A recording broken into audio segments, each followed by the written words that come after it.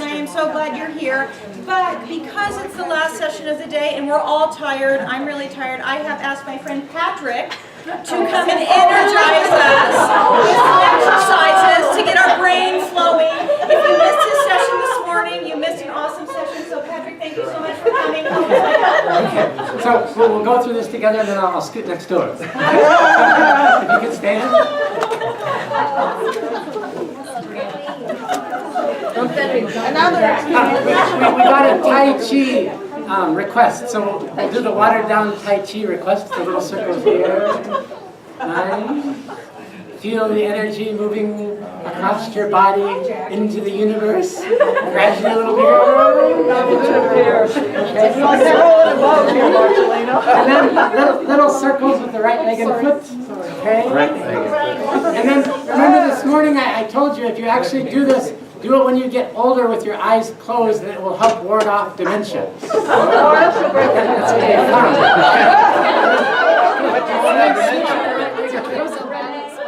because notice if you do it with your eyes open, you're okay, but as soon as you close them, it's a lot harder. And then touch the ground, touch the sky, okay. Touch the flowers, touch the moon, touch the birds, and then switch. Nice. Get a little wrist action going in there. And then all together, we love Carolyn.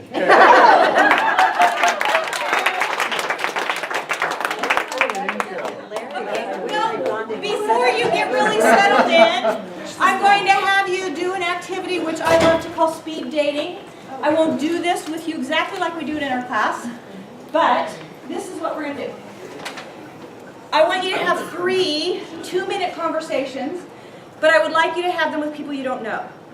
And in this conversation, what you can talk about is a takeaway from today.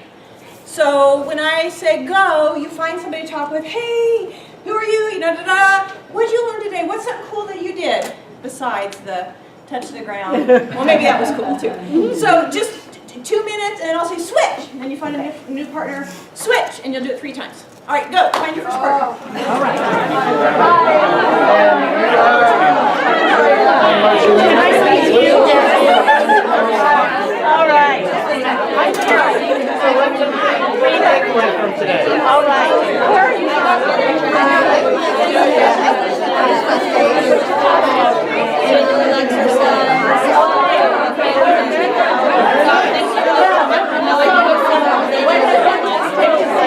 Oh, excellent.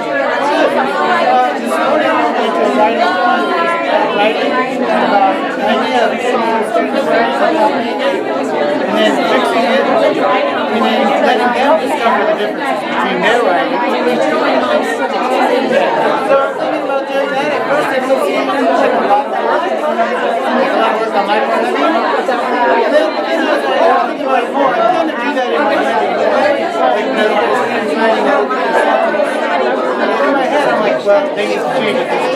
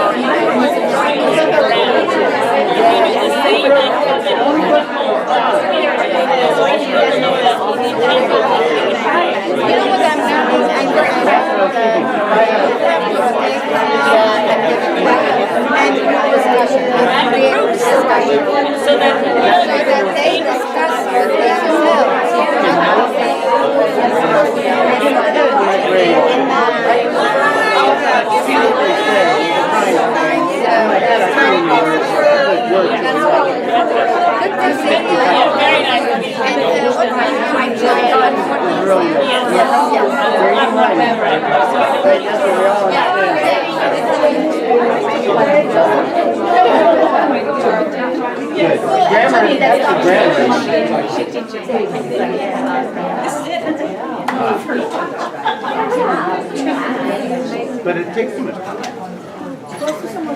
That was probably the best 6 minutes you spent at the conference. It's always good to hear a little bit from other people about what they're learning.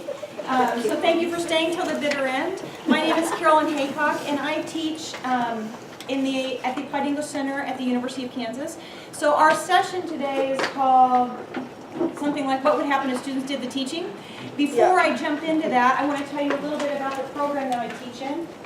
I teach in a program that's connected with the KU Accelerator, Academic Accelerator, which is a pathway program.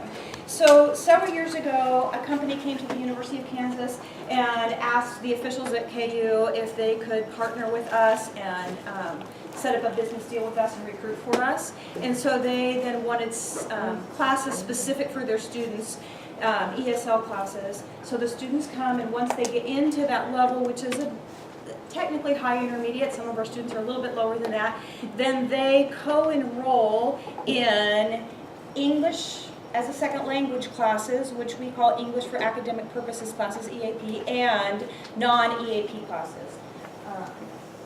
So I'll give you an example of some of these classes. So in our English for Academic Purposes classes, we use a multi-skills approach, and we use authentic materials. So several of our classes are actually partnered with their non-EAP classes. For example, we've got some 1 credit classes that are, or 2 credit classes that are grammar/writing. They're partnered with environmental studies classes that students are taking. So in our grammar/writing classes, the content that we use in those classes is from their environmental studies class. And then we help the students, we teach the students the grammar connected with those subjects. We help them write papers, like paragraph papers, based on that content. And Marcelino back here has worked with the environmental studies instructors to create this curriculum that we use. Another example of that is in the second semester they're in our program, they take a 3 credit class, which is a multi-skills English for Academic Purposes class, and it's partnered with an American Studies class. I brought the textbooks, so one of the 2 textbooks they use in the American Studies class, so this is it. And so they've got 2 textbooks that are about this thick for a 3 credit class. They use the same ones for our class, and this class goes through race, class, gender, sexuality, and ability in the United States from the late 1800s to today, and how that's reflected in Hollywood. So that all the content in this class is so foreign to our students because they have to know the history of the United States starting in the late 1800s, every decade.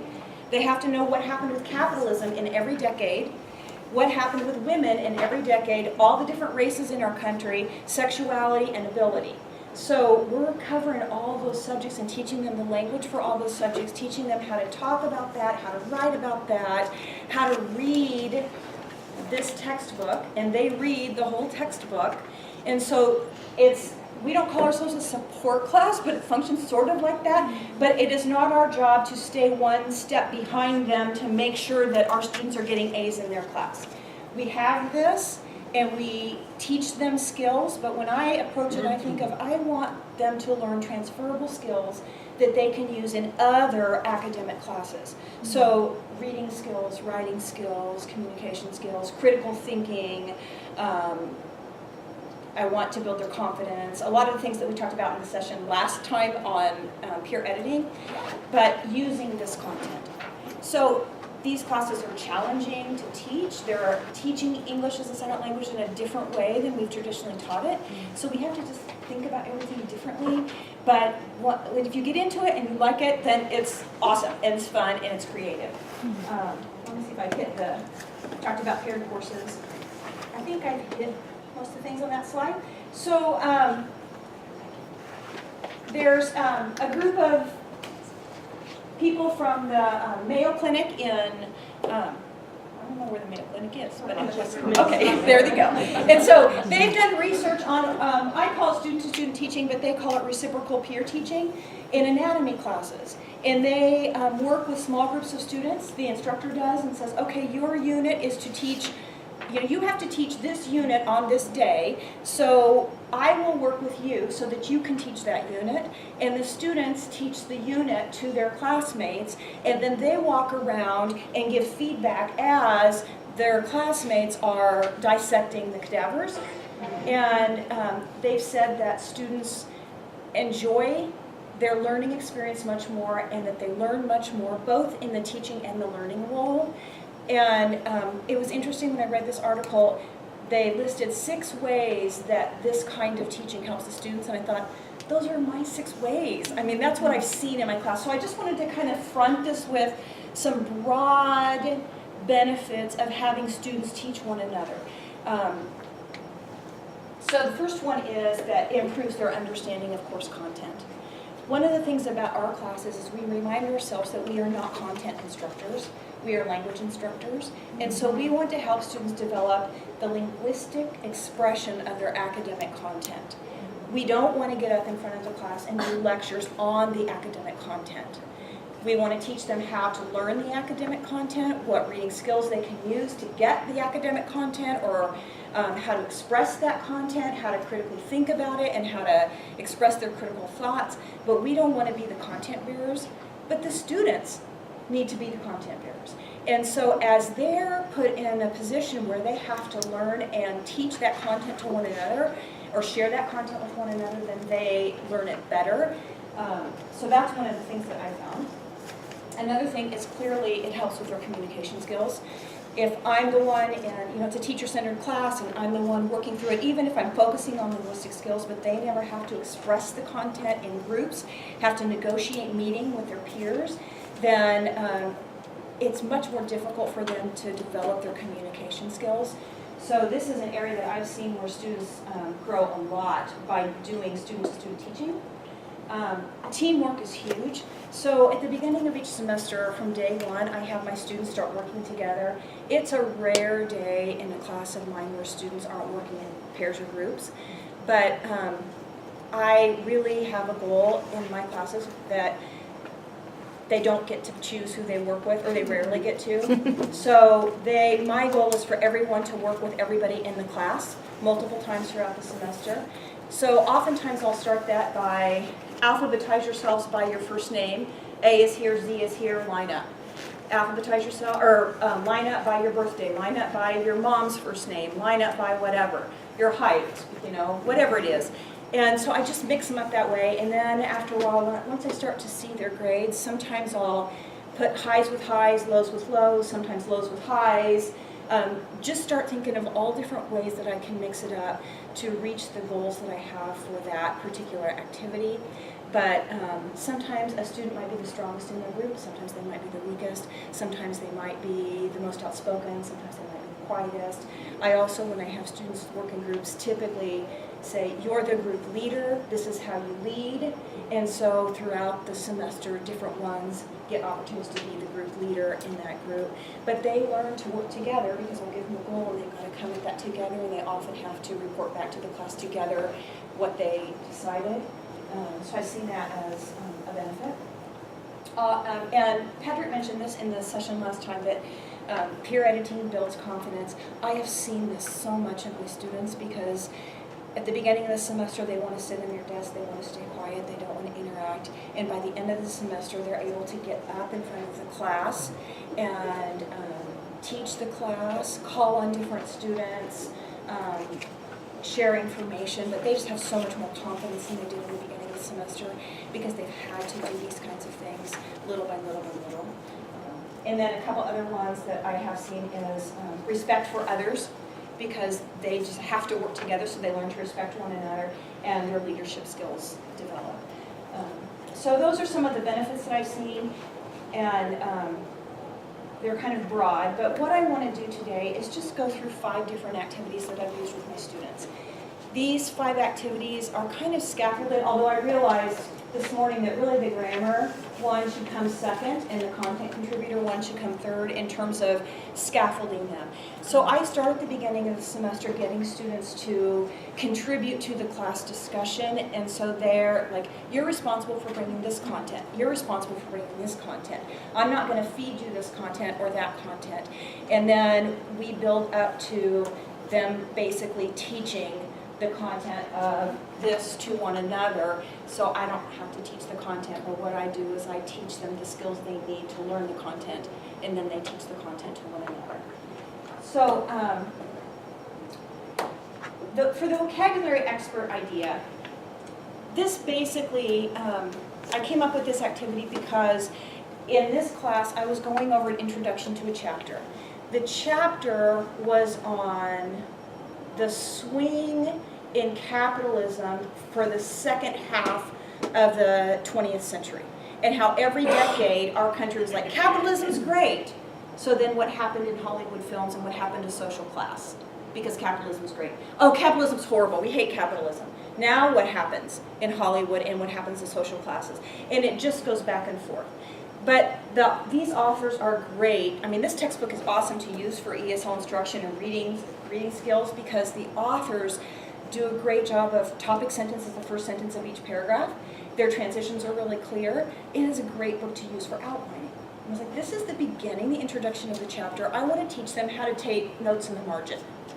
And it was by decades, so I wanted to teach them how to notice when the author's moving to a new decade, how to notice if capitalism was strong or weak at that point in our history, and how to notice how that affected social class and Hollywood films. So that was my goal, was taking notes in the margin in chronological order. You know, what would you write? Here's the sentence. What can we put over here? No, you can't write out the whole thing, just a few notes, how to use plus and minus or up and down arrows, that kind of thing. But as I looked at that, I thought, there's no way that they're going to be able to do this because there's so much vocabulary in here that's not content jargon, because they learn the content jargon for our class. That's part of our class, is make sure you know this. It's content jargon. You always have to study content jargon. But these were just words that maybe they only show up once in the whole textbook, but they couldn't get the gist of this passage unless they knew these words. But I didn't want this to turn into a vocabulary activity, even a learning vocabulary and context activity. That wasn't my goal. So for this kind of activity, the first thing you want to do is figure out, what's the goal of my lesson? For me, it was note-taking. Then, are there words in this activity that they need to know in order to accomplish the goal? In this, there were. So I was like, okay, I don't want to be the dictionary.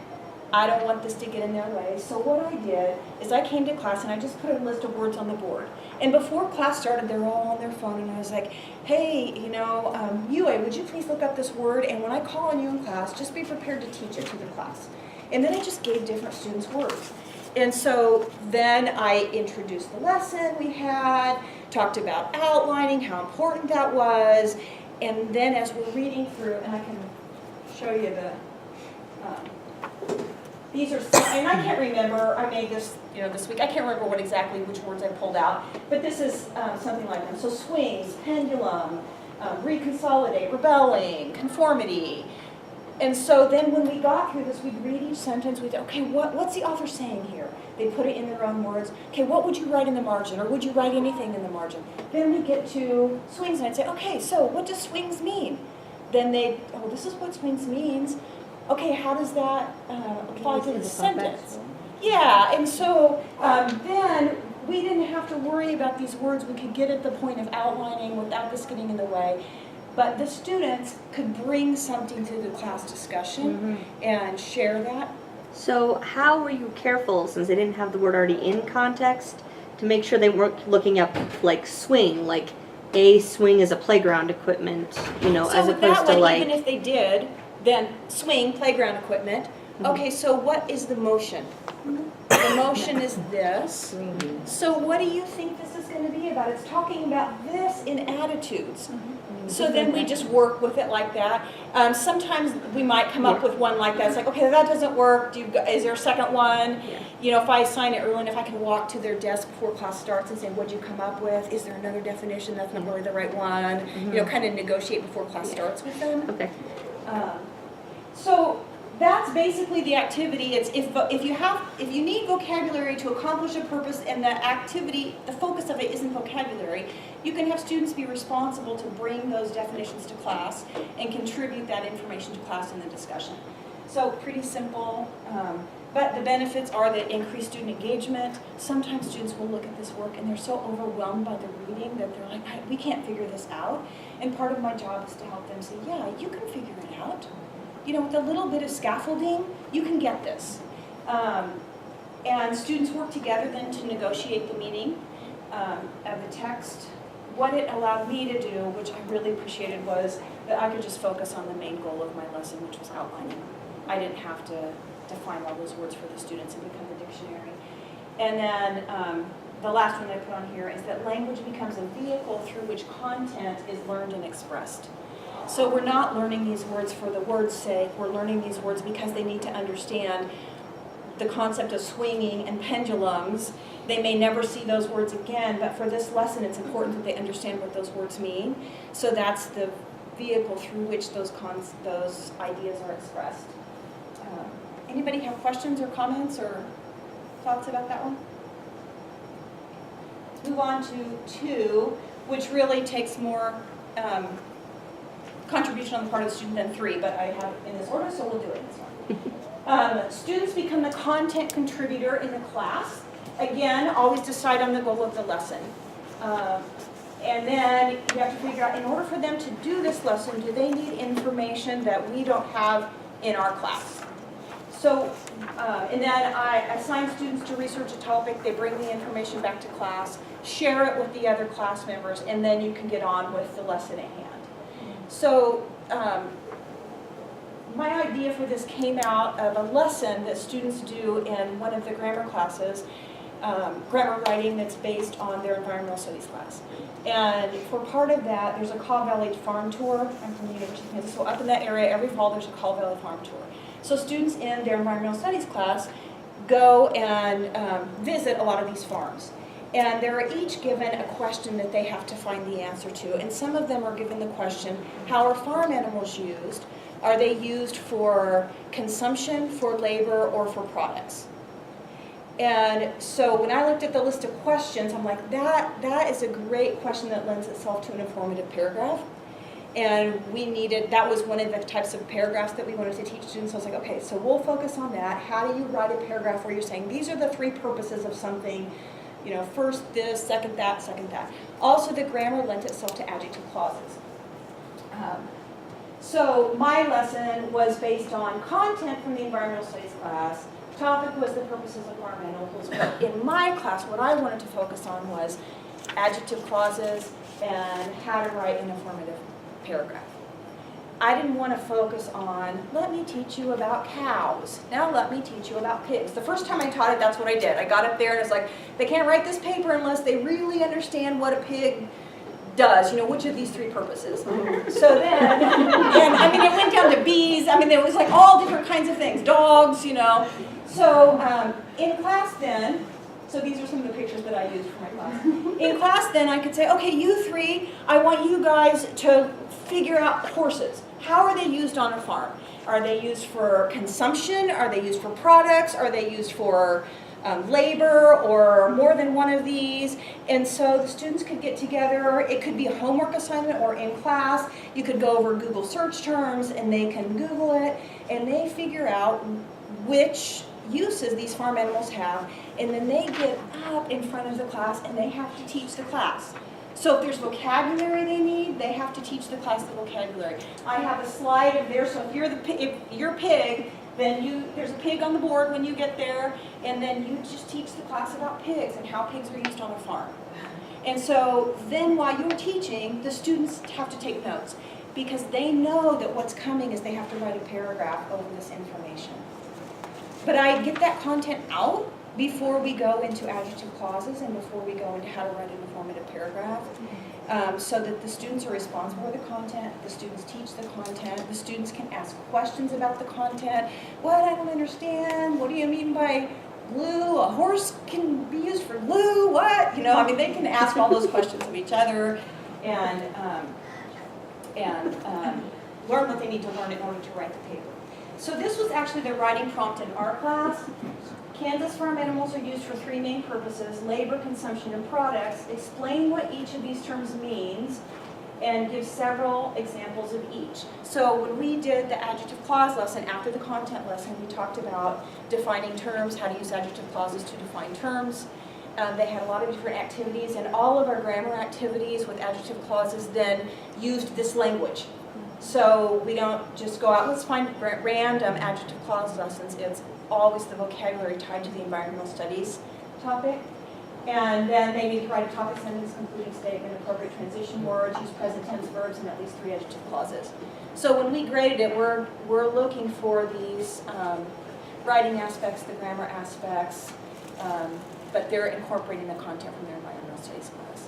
What we found is that sometimes we've come to class and we just assume they know the content, then they don't know the content, and then we're hosed. It's like, oh my gosh, they can't do what they need to do because they don't have the content. So that's why I started thinking about ways that students can teach one another through content or bring the content to class so that we don't have to worry about that. And benefits, again, increases student engagement. Students take the responsibility for learning and teaching the content. This one pushes students harder because they actually have to get up in front of the class and teach it. They also are working in teams, so they have to negotiate with one another about who's going to say what and how they're going to teach that, what they think their classmates need to know, what they think their classmates, what needs to be explained about that. Is there vocabulary they need to teach the classmates so they can write their papers? So just more than defining the word. Again, instructor can focus on the main goals of the lesson, and the language is a vehicle through which content is learned and expressed. Questions? All right, this one is just so obvious. Basically, I've had different grammar exercises, and then students bring them to class, and okay, we want to review the grammar. So sometimes I'm like, get in pairs, correct your answers. Or I'll stand up there with the dot cam, what do you think, what do you think, what do you think, and go through that. And then after a while, I was like, why am I doing this? Let them do that. So then I just say, okay, you guys are working together, you're working together, you're working together, you're in charge of questions 1 through 3, 4 through 6, whatever, and make sure you understand them, and I just walk around. If they have questions, they can ask me, and then they have to get up, and they actually teach the class theirs. And so if a group comes up, they could say, you know, question 3, we think the answer is whatever, and they put it on the board. They always have to say, do you guys agree? And then the class can agree or not agree, and if they don't agree, they have to say why. But if they don't want to say, we think the answer is, they can call on different people and say, what do you think the answer is? What do you think the answer is? So they can really get into the teacher role if they want to. So let me give you an example of one that I did this semester from this book. There's a whole unit on sexuality, and these authors do an amazing job at defining words in context. I mean, all the different ways that you can imagine that academic definitions are given, these authors use them. So, but what I noticed at the beginning of the semester is students would be reading, and they would not realize that they were reading the definition. They couldn't identify, oh, that's a definition. So what I did was I made a worksheet, and we talked about all the punctuation that can be used in academic definitions. You know, the ways that commas are used or dashes are used. Talked about adjective clauses, talked about different verbs that trigger a definition. So all these triggers that authors can use to show that a definition is coming. And so what I had them do is I pulled out 15 different terms because, you know, the word sex, they know that, but this book goes into all different kinds of vocabulary on sexuality. And so they're kind of interested to learn that. So it's a great activity. You know, homophobia, homophobic, I mean, transsexuality, bisexuality, I mean, the whole deal. But the author defines every single one of them. So I put them on a sheet, and for homework, they had to do these 3 things. To deconstruct the definition, they had to circle the keyword that's being defined. Then they had to underline the definition, so they define the definition in a sentence. And then they had to box or punctuate, box the words or the punctuation that signal the definition. Like when you see 2 commas with a which means, you know a definition's there. So I just wanted them to see, oh, they're giving me a definition. Here's the word that's being defined, here's the definition. So they did these for homework. And I had done this in the summer, and the students really struggled. I think I threw the whole thing at them too quickly, so this fall I slowed it down. Then when we came to class, I partnered students together, but I partnered a strong and a weak student.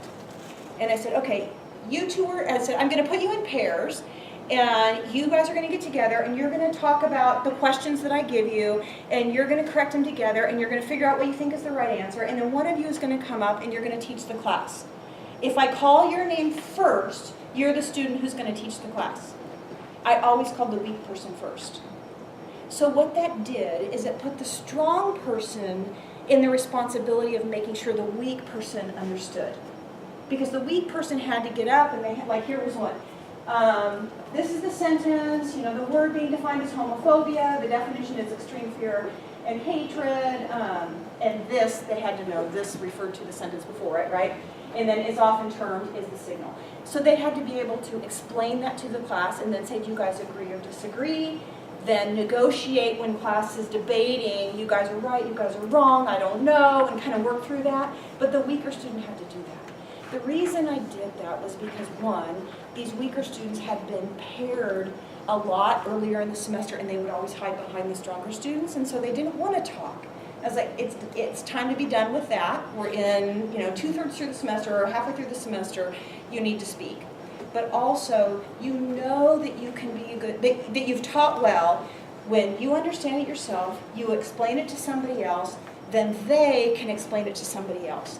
And I wanted the strong students to see that partly, one, to have that success. I taught somebody and now that person can explain it, but also to see that it's their responsibility, because part of what I want to do is set up this community of learners. And the strong students can't just be strong and say, I'm strong and you're weak and that's great. They need to say, I'm strong and I see that you're struggling, it's my responsibility to help you. And that's the atmosphere that I wanted to create in this class. And so it was great to see how they did that. And this semester, the class was so much better at, one, understanding the concepts, two, being able to explain them. And then if they didn't understand, then just to see the negotiation that went on in class. Now what I did in this is I sat off to the side and I really didn't say anything. I just let them do the whole thing. And I took notes. And I basically said, the class got this one correct. Nope, the class missed this one. Class got this one correct, class missed this one. I gave them a class grade. And I told them, at the end, you're going to get a class grade based on how well you did as a class. And then if they missed any, then I came back up afterwards and I said, okay, we need to talk about 3 and 5. This is, I gave them the correct information.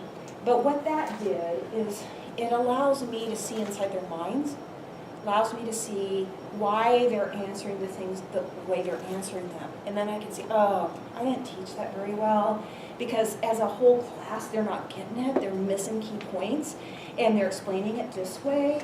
And so that tells me that I haven't done a good job teaching it, so then I can reteach material, because I can see their rationale for explaining things the way they explain. So that's, and that, I just explained that. So questions on the grammar thing? Pretty obvious. Okay, these next two activities are a little bit different. One is called a panel discussion, and then the last one is called speed dating, which we did a little bit of that earlier. The panel discussion activity is basically an activity where students become experts on information and they hold a panel discussion up front. So first thing that I needed to do was figure out what content we needed to cover. So in this, there's a section that we need to cover. I'm trying to think I don't remember what section it was now, but I wanted to keep in mind what's my goal. My goal is that they can access that information in the textbook and they can express those ideas in comprehensible English. That they own them enough to be able to answer questions about them. I wanted them to be able to paraphrase the information.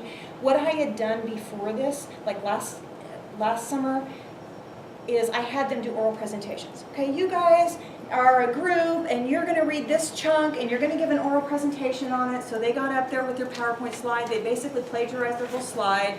They read off the slide. They didn't, they're talking about Red Scare. That's really difficult. It's like 1950s and what's going on in our country post-World War II. Very difficult stuff to understand. And they didn't understand it. So they're just reading stuff off, and the students couldn't understand anything they're saying, and I walked away from class and I thought that was a total waste of everybody's time. So I'm not doing that again. So instead I'm doing a panel discussion. So what I did is we gave the background, we're talking about class or whatever, and we're talking about these time periods. So you guys are responsible for the 40s, and you guys are responsible for the 50s and the 60s and the 70s or whatever. And I partnered this with a lesson on asking pre-reading questions. So we went over the benefits of having questions drive your reading.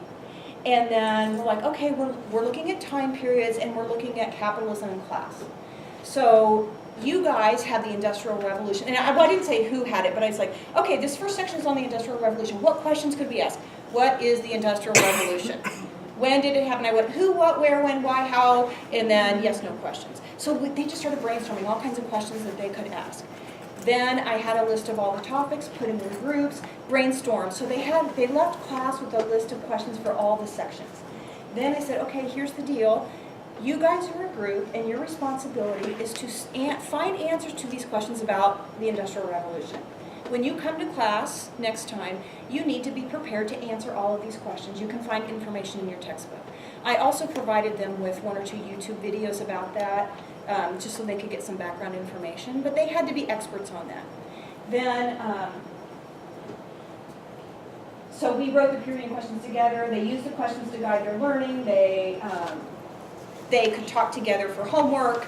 Hey, what'd you learn? What'd you learn? What do we know about this? But when they came to class, I gave them some time to work together to make sure they understood as a group their topic well. Then when it was their turn, they got up here and they introduced themselves and they, I'm Carolyn, I'm so-and-so, I'm so-and-so, and we studied the Industrial Revolution. Do you guys have any questions? And they didn't have to prepare a PowerPoint, they didn't have to prepare a speech. They took all their homework time to learn content. And then the students in the class had to ask questions, because one of the things our students can't do is ask questions. If they go to oral presentation, they never want to ask questions. So because we had gone over the questions, then in the class they were saying, yeah, when did it happen? What was going on with capitalism at that time? How did it affect the poor people? How did it affect the rich people? They were just asking these questions. And for the whole hour, I just sat. I didn't have to do anything except I took massive notes. So anytime anybody asked a question, I wrote their name down and what question they asked. Anytime anybody answered a question on the panel, I wrote down what they said. They had to ask 2 questions in class to get the points that they needed, and they had to respond to at least 2 questions on their panel to get the points that they needed. And so it was a way just to get them to say, hey, you're in the United States and we ask a lot of questions. You've got to do that, but you've also got to answer questions. So one of the things I loved about this activity is that the questions drive the learning, both for learning about the content and in class. They couldn't learn anything if they didn't ask questions in class, because that panel wasn't going to offer anything, right? They're just going to stand up there waiting for questions. Another thing I loved about it was that the material is paraphrased. They couldn't come up there with their book to answer questions. They couldn't plagiarize anything because they came up there with no notes and just, okay, ask me questions. So everybody had to negotiate meaning. I knew that this activity was great when one of my students asked a question and it was not a clear question. A student on the panel answered the question. It was not a clear answer. Another student said, I think what Morgan meant to ask was da-da-da-da-da. And then the panel member said, oh, and gave a correct answer. And I was like, oh my gosh, this is exactly what we want. We want them to be able to ask and answer questions and negotiate meaning and really get at what's going on. So while this whole hour's taking place, or 2 hours or whatever it was, the students are taking notes because they need to use that information for a future unit where we're going to talk about female stereotypes. And the different female stereotypes are based on the different decades and capitalism. And so they have to use that information later. So usually when I do these kinds of activities, the students in the audience have to learn the information, take notes on it, so that they're absorbing the information and they're learning from one another. And then the last one, I only have a few minutes left, but talk about speed dating. You had a brief introduction to it, and it's basically talking to someone for a few minutes, and then talking to someone else for a few minutes, and then talking to someone else for a few minutes. So you look at what the information you have, you decide what content needs to be learned. Again, I focused on questions on that, what questions elicit the content. For speed dating, it's nice, and for the other activity too, it's nice if the types of topics that each group has are similar, so you can elicit those questions together as a class. So there was a friend of mine who did this on a chapter on, or a section on evolution. So she gave each group or student a term, and you have to define your term. What's your term mean? What's an example of your term, and how is it related to evolution? Then when they got to class, they shared their information one by one with different students. And by the end of it, then she had them get together in groups and say, okay, now as a group, figure out the relationship between all these terms and make sure that you understand the broad concept of evolution. In my class, so students drive, same as the other one. They write questions, they learn about the topic. For this one, I let my students take notes so they could bring notes to class. And so the topic was female stereotypes. So these are 5 of the stereotypes we looked at. And so in class we brainstormed questions like, what year did this happen? And for this, what kind of clothes did they wear? What was their hairstyle? Was capitalism popular or not? What race were they? What class were they? How did they interface or interact with men? And what was their sexuality like? Because it's a big topic for all these different stereotypes about how they dealt with their sexuality. So we talked about that. And so they went home and they did research on their stereotype. Then they got to class. And in class, this is what it looked like. I put students in 2 lines facing each other. And the first line, they were across from somebody who'd done the same stereotype as they'd done.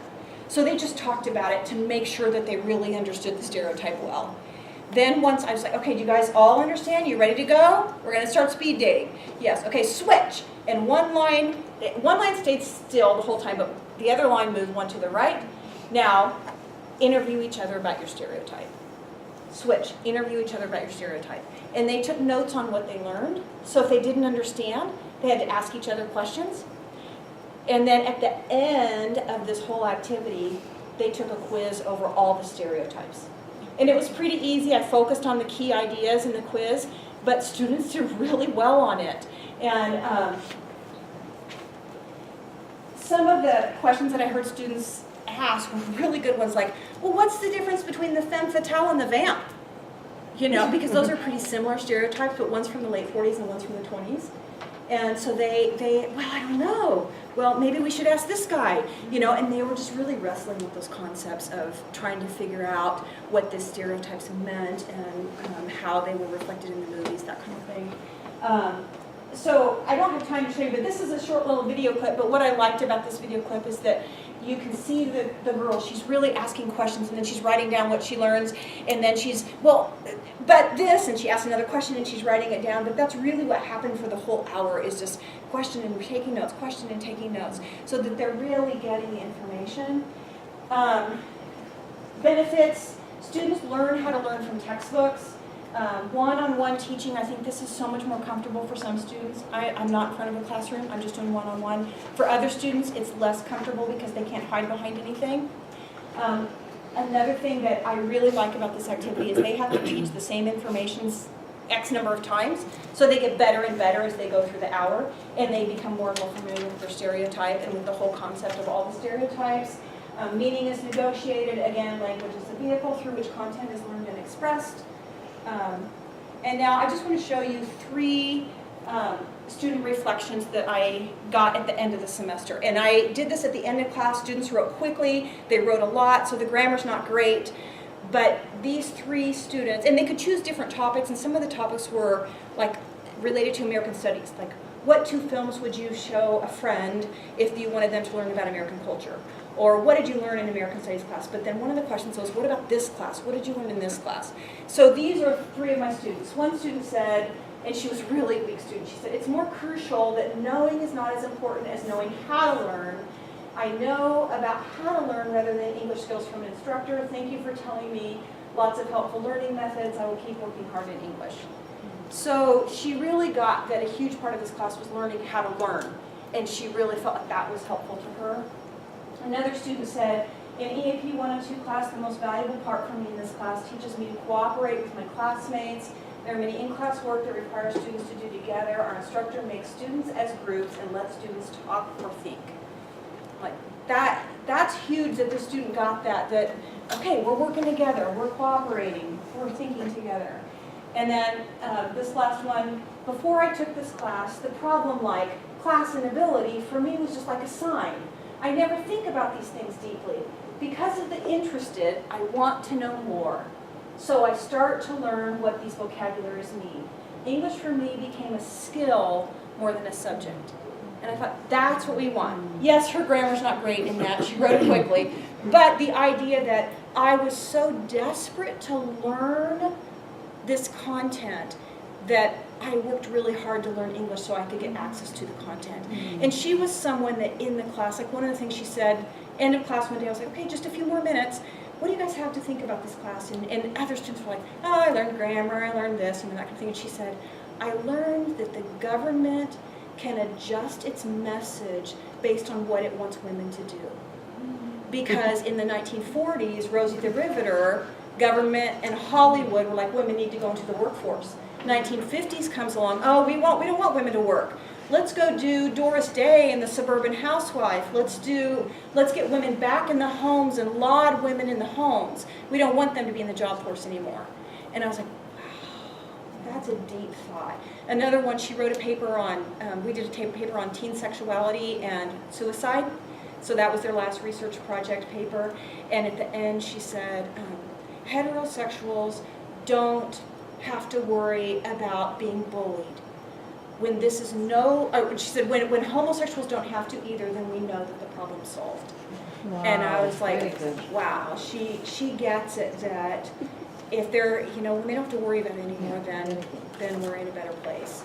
And other students were kind of more surfacey, but she was getting those deep thoughts and working with the language really hard to get those deep thoughts. I just had a quick question about the speed dating. How do you alter it when you inevitably have a student who doesn't show up? So you have 9 instead of 10 and one's, I had that this semester, and then what I did is I put them in pairs, and then at the end I said, okay, half of you haven't heard from number 5 or the flapper, and half of you haven't heard about Rosie the Riveter.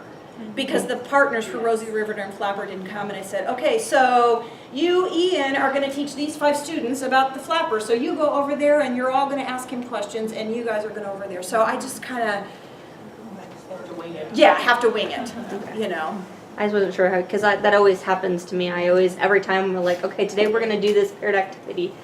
I have 9 people show up, and I have 10 of 10, and I was like, right. So if there was an easy way to I just kind of wing it and try to figure it out as I'm going. I made them, somebody had to partner with me, so I made mine the one that didn't move.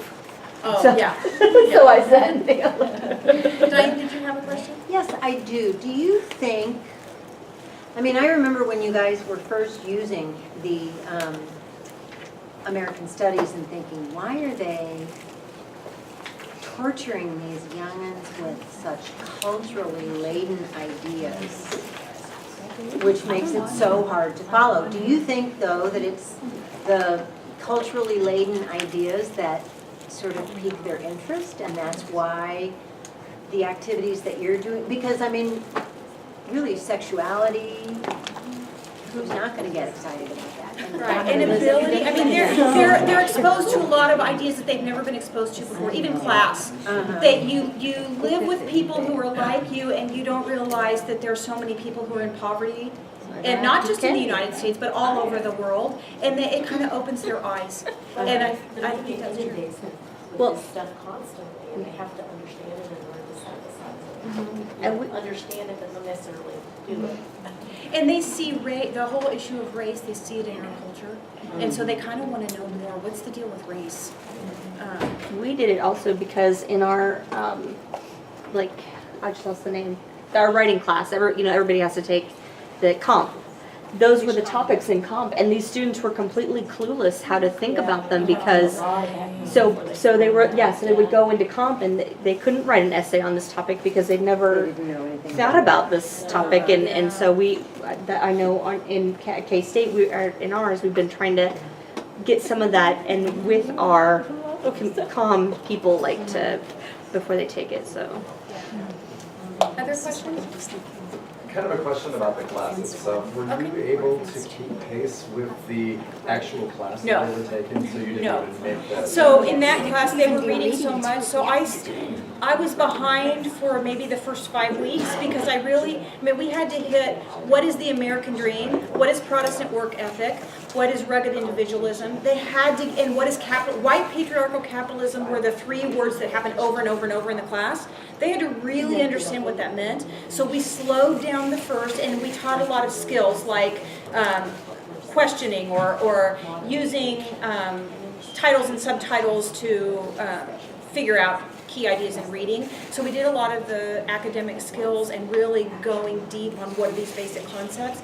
And then I skipped through some stuff so that I could try to be a little bit ahead of them after that, so I could introduce concepts before they got to I was them. kind of wondering, how do the students kind of feel about that back and forth? They're told we are not your support class. Our job is not to help you get an A in that class. Our job is to teach you academic skills and language.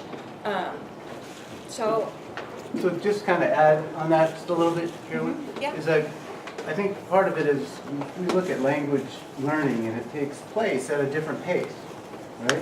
So it's a different thing. So we kind of use that material to teach the language, right? So we don't have to keep up because it's not what we were thinking about keeping up with. And I absolutely get that. I was just wondering from the students' perspective, did they get it? Did they want more help with that class they were taking? I could just see them kind of. I think they got it. There was several times where I did do an activity, so they had to write a blog post for their other class on objectification of women in the media. So they had to pick any sort of advertisement or commercial or whatever and write a blog post about it. I spent some time working on vocabulary with that. So we talked about devalue, dehumanize, scantily clad. I mean, I went into provocative. I went into all this language and we talked about it in class. And then their blog post for the other class was due the same. I mean, I had them submit it to me too. And then I graded them on their language and their organization. That's the only time that I did that in this class. In the summer, I did it with one on ability too. But I didn't collect it, correct it, give it back to them, and have them rewrite it, and then turn it into their other teacher. I have a two-part question. One is, how did you pick which courses to partner with? Were these like, K-State has a K-State 8 set of courses, were these courses of the same sort that every student from whatever discipline has to take? That was one question. And the other one is, in the number of credit hours that they have to take in their program of study, how do your courses, like EAP 102, can they use that towards their degree in any way? So the second question I'll address first, and Marcelino, correct me if I'm wrong, but when they start the KU Academic Accelerator program, they take 13 credits of ESL classes. I think 9 of those count towards their graduation. I don't know how they pick which ones do and which ones don't. They've got a 2-credit class, 2 1-credit classes, a 6-credit class, and a 3-credit class. The first question, I actually wasn't at KU when they picked which classes to partner with, so Marcelino, do you know the answer to that question? Well, part of it was just, it organically just emerged that way. So it's just the grammar class kind of paired with environmental studies.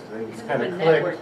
It was, yeah, it was not like on, it really wasn't a planned thing. It was students in one class in environmental studies they were having a lot of difficulty.